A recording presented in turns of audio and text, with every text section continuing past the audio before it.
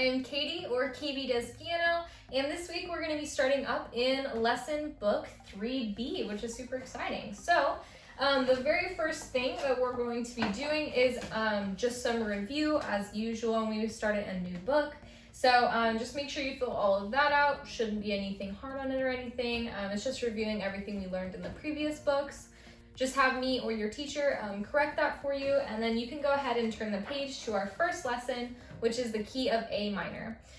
So every key has a minor key that shares the same key signature.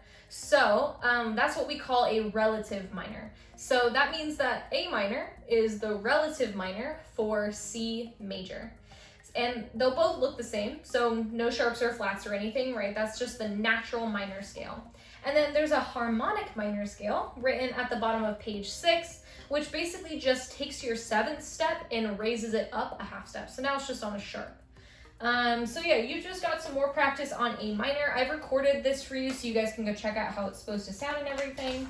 And then if you turn the page, we've got a couple interesting topics on this page as well. We're going to be going all the way until page 13, so we'll do like 3 more songs in this lesson. The first song, it's in the key of A minor, as you might have guessed, and then it has one new topic at the top of page 8 called Sforzando. So that just means that it's like a sudden, strong accent, usually on a chord. It's usually also at the end, so it's just supposed to be like really loud and powerful, that kind of thing. This is a really awesome song. There is a DCL coda in it, so make sure that you're jumping back to the beginning and playing until you see 2 coda and all that stuff like we talked about in the previous book. So basically, the key of A minor, it's going to ask you whether or not it's a natural or a harmonic minor. So remember, natural is just your regular minor scale, and then harmonic minor is where you take that 7th step and raise it up to be a sharp. So go ahead and turn the page and you'll see we've got page 10 and 11 where it's introducing a motive and a sequence. So motive is just a short musical pattern, and then a sequence is a musical pattern that you repeat on like a different pitch or a different octave and things like that. This song is really good about exploring what a motive is and what a sequence is. So make sure you check out how this is supposed to be played.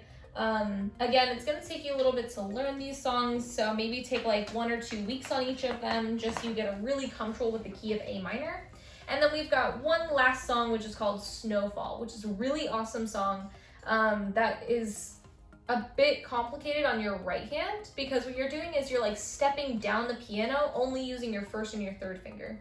So make sure you go check out my playlist to see how those 3 songs are being played, since they're a bit on the harder side of things.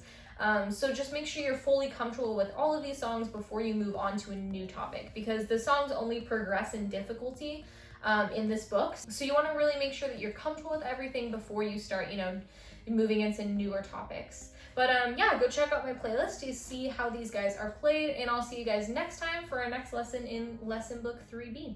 Bye guys!